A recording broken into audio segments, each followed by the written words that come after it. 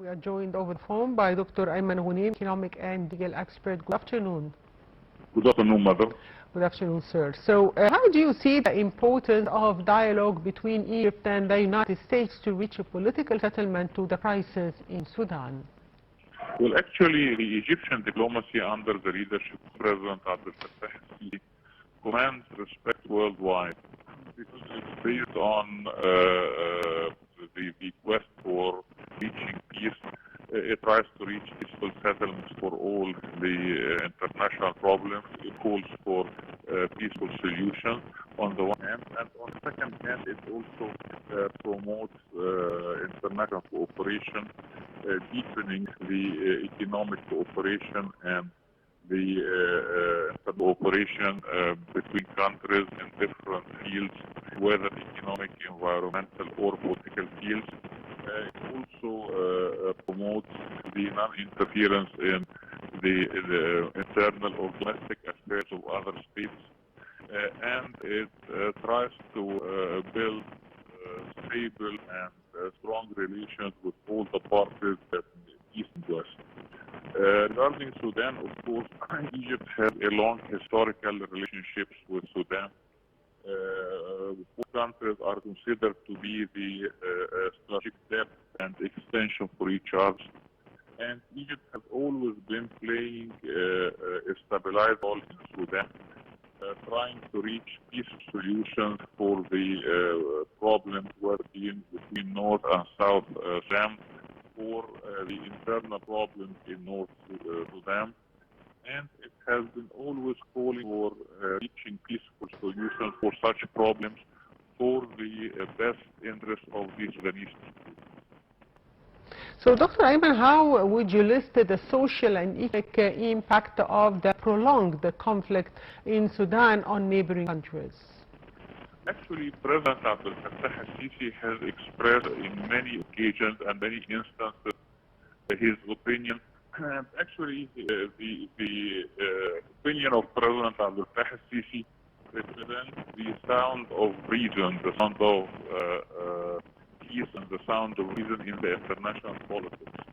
Of course, the domestic problem and the internal conflict in Sudan has affected its economy. Actually, it has shattered the economy, and it has led to a major refugees crisis in Sudan. And in Egypt, we've felt the heat of such crisis and such a problem by receiving many of our Sudanese brothers. Of course, they are welcome to come to Egypt at any time. It's their second country, but the economic impact has been so devastating because Sudan has always been a developing country. The Sudanese people could not make the perfect or the optimal use of their abundant natural resources. And Sudan is a very rich country in terms of its natural resources. It's very rich in the arable land. I think the arable land in Sudan is more than 20 million acres. It's very rich in water. It's very rich in its human resources, and also in the qualified human resources. Sudan has long enjoyed superb education institutions, whether high schools or universities. And during many periods, actually, the Sudanese calibers used to work abroad, especially in the Gulf area. So Sudan has all the prerequisites and all the requirements for achieving an economic development. Unfortunately, such requirements were hindered by the present conflict in Sudan, which we hope that it would end soon. So, sir, what specific mechanisms do you believe can ensure national institutions remain the primary actors in any peace process under the current developments? Well, actually, President Abdel Fattah al-Sisi has expressed such opinion in many occasions and many instances, that the solution to problems in Sudan and to similar problems would be reached by political dialogue, by peaceful settlements, and most importantly by inclusiveness. and by putting the best interest of the Sudanese people higher than the interest of individuals, and by a sense of altruism, a sense of patriotism, and putting the interest of the country more than the interest of individuals. And how attainable is reaching a ceasefire or even sitting to the negotiating table by the warring parties in Sudan in the near future? Well, in order to reach a solution in the near future, everybody has to go back to the sound of reason. Everybody has to understand that conflict will never solve any problem. We all remember the Lebanese civil war, for example. It lasted for more than 2 decades. But then the civil war, actually at that time, in the late 80s and early 90s, we discovered that it ruined the whole infrastructure of Lebanon at that time. And no party was able to win, no party was able to impose its views or its interests over the others. And therefore, at the end, we all had to sit together and reach a certain settlement and reach a certain balance of interest by which they can all attain their vital and viable interests while respecting and fulfilling the interests of others. And that's why President Abdel Fattah al-Sisi had always been calling for such peaceful settlements, for such inclusiveness, and for putting the interests of the people and the country above the interests of the individuals.